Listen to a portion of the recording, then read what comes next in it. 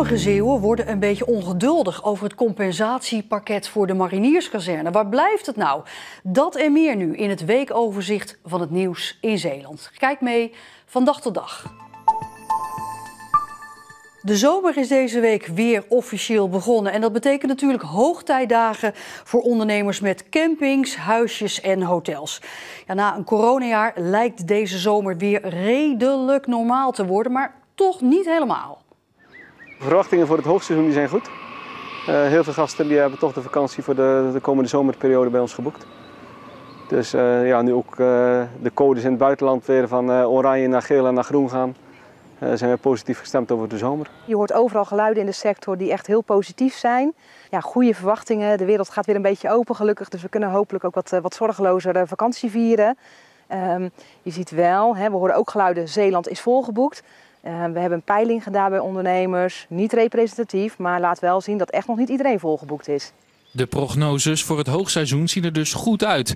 En dat is volgens Korteweg Maris ook hard nodig, kijkend naar het voorseizoen dit jaar. De verblijfsaccommodaties waren open, hebben een matig voorseizoen gehad.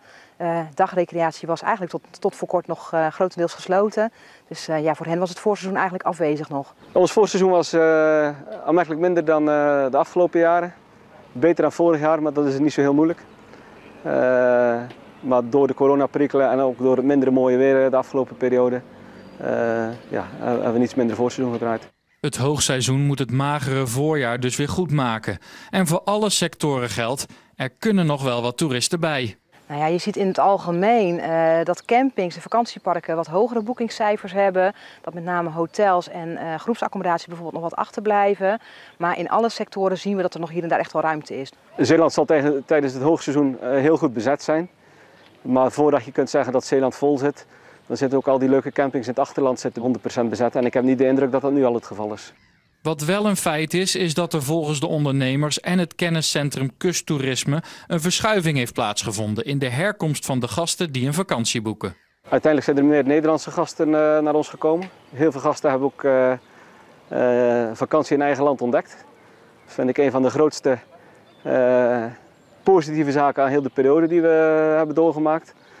En in Zeeland en Zeeuws-Vlaanderen hebben we toch gewoon heel veel nieuwe gasten mogen verwelkomen. Nou, je ziet dat er natuurlijk meer Nederlanders komen dan dat we in de jaren ervoor zagen. Er zijn veel Nederlanders die vorig jaar een goede ervaring hebben gehad in Zeeland.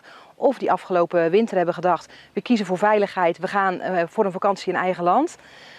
Maar je ziet ook, er zijn echt wel boekingen vanuit het buitenland, vanuit de Duitsers en de Belgen. En ja, de vraag is eventjes van, joh, die verhoudingen zullen wat verschuiven. En ja, we zien nieuwe doelgroepen in Zeeland. Mensen die voorheen niet voor eigen land kozen en nu wel.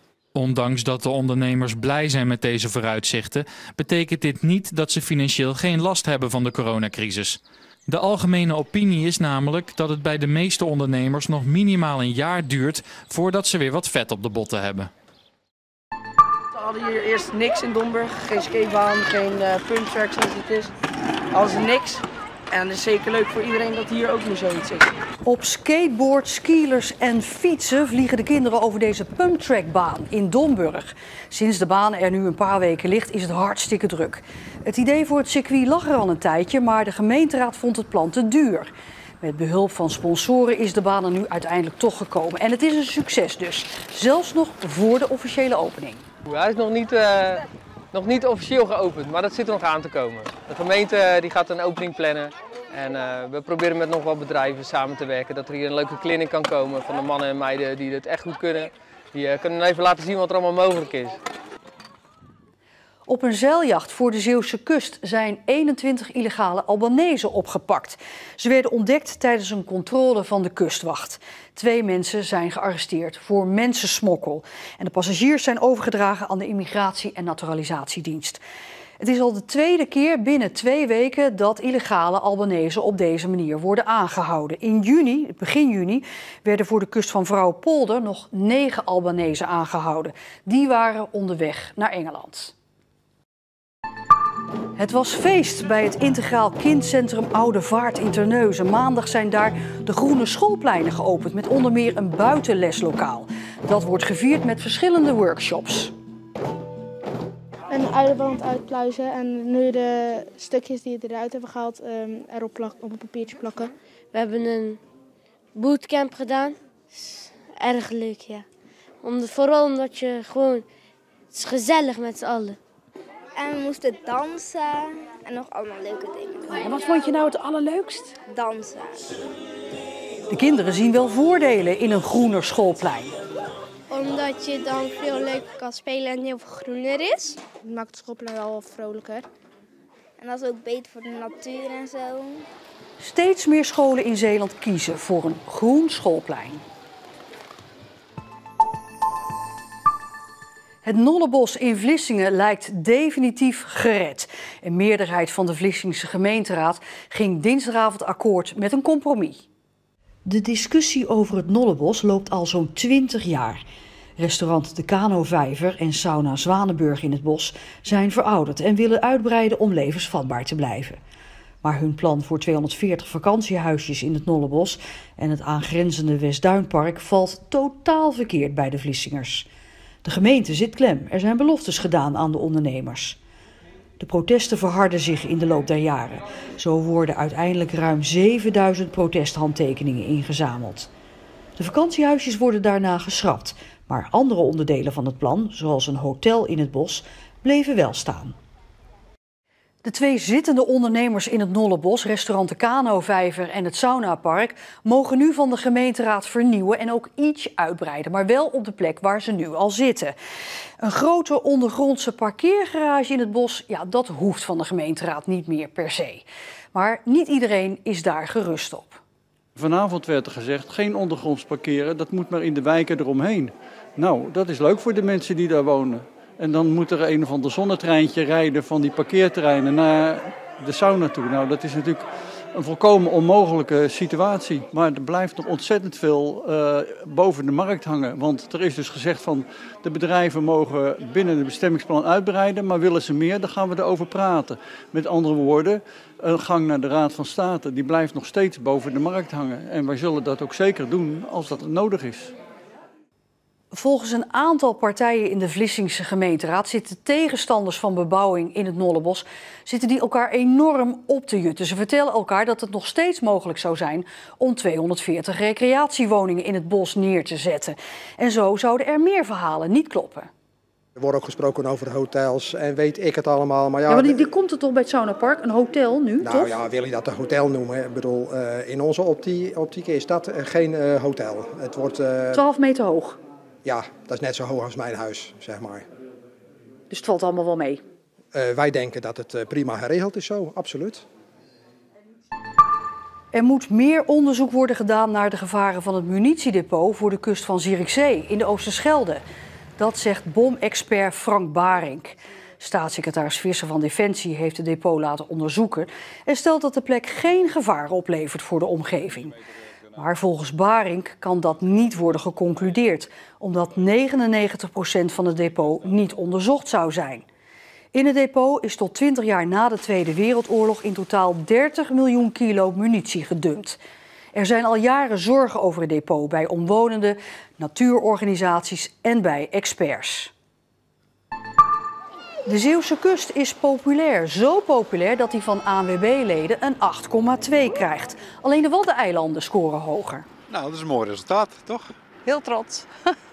Ja, vind ik helemaal geweldig. Echt waar. Ja, ik woon hier zelf aan de kust, dus het is natuurlijk magnifiek. De zee en het strand, er is altijd ruimte voor iedereen. Gewoon genieten. Toch is er ook een kritische noot. Het zou te druk zijn aan de Zeeuwse kust. Kijk, de kust op de Waddeneilanden is ook druk. Want als het mooi weer is, gaan de mensen daar ook heel graag naartoe. Je ziet hoe druk dat bijvoorbeeld de zaterdag en zondag is. En het af en toe gewoon gebruikt wordt als een racebaan, de boulevard. In de Middelburgse wijk Douwendalen heeft de politie verschillende leden van een criminele organisatie opgepakt. Dat wordt woensdag bekendgemaakt. De bende noemt zichzelf Zone 8 en dat verwijst weer naar een muur van de gevangenis Torentijd dicht bij de wijk Douwendalen. De bende zou zich bezig hebben gehouden met drugshandel. Wat wij denken gezien te hebben is in ieder geval een criminele organisatie zoals strafbaar gesteld in artikel 140 van het Wetboek van Strafrecht. Dat kan heel groot en meeslepend zijn, maar dat kan ook best wel in een kleiner verband zijn. Namelijk een groep jongeren die zich bezighouden met het plegen van strafbare feiten. Dus we hebben echt wel zo'n stuk of 20 jongeren gehoord, waarvan een deel aangehouden is geweest. En dus slechts 4 ook echt vastzitten. In het water van de Westerschelde en in het kanaal van Gent naar Terneuzen zit ten opzichte van de rest van Nederland meer van de chemische en mogelijk kankerverwekkende stoffen die we kennen onder de naam PFAS. Dat schrijft het Zeeuwse provinciebestuur. Aanleiding is de zorg over een fabriek bij Antwerpen die veel meer PFAS uitstoten dan toegestaan. Maar of de hoge concentratie PFAS in de Zeeuwse wateren inderdaad door die fabriek komt, is niet te zeggen. In heel Nederland wordt momenteel de norm overschreden. De mobiele telefoon van de vermoorde Ichel van der Velde is gevonden. De politie vond de telefoon vorige week bij een zoektocht in het water naast een bruggetje bij Aardenburg, maar wilde toen nog niet bekendmaken om wat voor voorwerp het ging. Op dit moment wordt onderzocht of er nog informatie uit de telefoon kan worden gehaald. En die informatie moet dan natuurlijk worden veiliggesteld. Een kapperszaak aan de Sint-Janstraat in Middelburg is donderdagmorgen overvallen. Er raakte niemand gewond en de politie is nog op zoek naar de dader, is nu de informatie, die op de vlucht is geslagen. Bij de overval is €60 buitgemaakt. De collega van kapster Mariska de Walen was aan het werk op het moment van de overval. Er kwam dus iemand binnen met een pistool en die heeft haar bedreigd. En die heeft geld meegenomen en die liep weer weg. Ja, ze is wel echt heel erg geschrokken. Dat was ook natuurlijk in tranen. Dus ja, ik denk dat ze pas een beetje vanavond of morgen weten hoe het echt met haar gaat. Een woning aan de Baljuwlaan in Middelburg is in de nacht van woensdag op donderdag beschoten. Kogels kwamen via een raam de woonkamer binnen, maar er raakte volgens de politie niemand gewond. Buurtbewoners hebben iemand in zwarte kleding op een scooter zien wegrijden na de schoten. Op straat zijn hulzen van de kogels gevonden. De politie heeft nog met speurhonden geprobeerd de dader te vinden, maar dat had geen resultaat. Naar een mogelijk motief van de schutter doet de politie onderzoek. Het compensatiepakket voor de marinierskazerne krijgt steeds meer vorm. Een jaar geleden zette Zeeland zijn handtekening onder dat pakket, dat een waarde heeft van €650 miljoen. Maar de uitvoering van de compensatie, ja, dat gebeurt nog grotendeels achter de schermen. En de Zeeuwen worden ongeduldig. Ik heb andere dingen die me bezighouden, maar ik vind het allemaal niks. Ik hoop dat ze zich een keer aan de woord houden. Dat is natuurlijk wel tegenwoordig wel een grote vraag. Ze halen alles uit Vlissingen weg. Maar we hebben nu het compensatiepakket. Is dat wat? Wanneer dan? Ik zie dat nog niet gebeuren hoor. Ze zijn ermee bezig. De eerste stappen zijn binnen. Ja, de eerste stappen zijn binnen. Het geldt ook zeker. Morgen is het precies een jaar geleden dat er een akkoord kwam over het compensatiepakket voor de marinierskazerne. Maar wat is er op dit moment concreet van terechtgekomen? Hier zouden de mariniers komen, maar dat wordt nu het justitieel complex Vlissingen. Zeg maar de zwaar beveiligde gevangenis en de rechtszalen. Maar er moest eerst worden onderhandeld over de precieze locatie en de gronden. Gebouwd wordt er nog niet. Inwoners zullen zeggen, ja, aan plannen hebben we niks. Wij moeten zien dat er wat gebeurt.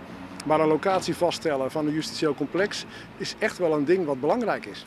Na enige vertraging is aan het Bellamy-park een pand gevonden voor het kenniscentrum voor ondermijnende criminaliteit. Maar dat centrum gaat pas later dit jaar open. Eerst zien dan geloven, ja. Eerst zien. Ja, vanwege de ervaring met die marinierskazerne, dat die ook niet doorging. Ja, precies. Je weet het nooit. Ja. Ik ben benieuwd. Voor het andere kenniscentrum, het Delta Kenniscentrum voor Water, Voedsel en Energie, is de plannenmakerij vertraagd. Die moet nu 1 augustus klaar zijn. Een snellere treinverbinding met de Randstad is er ook nog niet.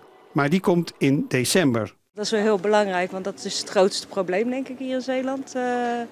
De bereikbaarheid naar de Randstad en heen en terug. We maken echt stappen. Alleen ja, ik begrijp heel goed dat dat voor onze inwoners natuurlijk tastbaar moet worden. En dat wordt tastbaar op het moment dat die graafmachines aan de slag gaan. Maar voor die tijd gebeurt er echt heel veel op de achtergrond. En als je nou kijkt naar dat compensatiepakket, hè, wind in de zeilen heet het dan officieel. Ja, ja, je moet erom lachen. Wind in de zeilen. Ja, dan moet je zo'n bootje nemen hier in de jachthaven. En dan moet je lekker de Westerschelde op gaan. Dat is wind in de zeilen. Maar hier zo Vlissingen, dat is echt een ramp gebeuren. Jan Loning, oud-burgemeester van Terneuzen, heeft scherpe kritiek op minister Hugo de Jonge van Volksgezondheid. De Jonge zegt dat het kabinet voortaan beslist over regionale coronamaatregelen en niet de burgemeesters in de veiligheidsregio's, want die zouden niet snel genoeg in actie komen.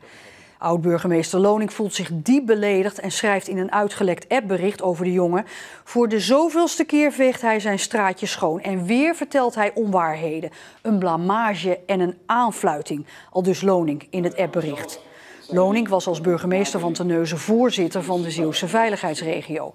Hij vindt juist dat Den Haag en de minister veel te verwijten valt. Dat ministerie heeft nogal wat steken laten vallen, en vooral Hugo de Jonge.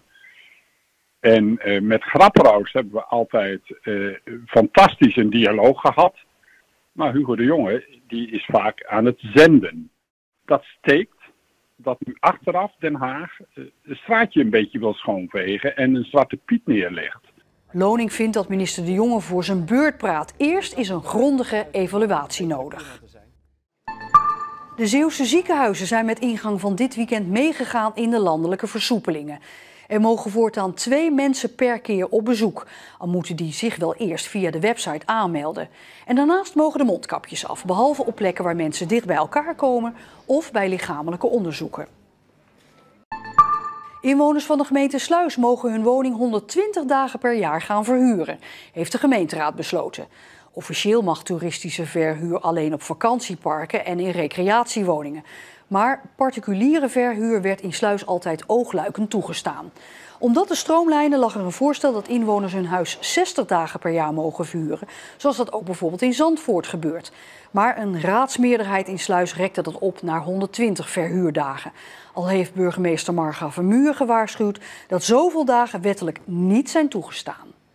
En tot zover Zeeland de Week. Zometeen weer het actuele nieuws van deze zaterdag. Ik zou zeggen, geniet van uw avond en graag tot morgen.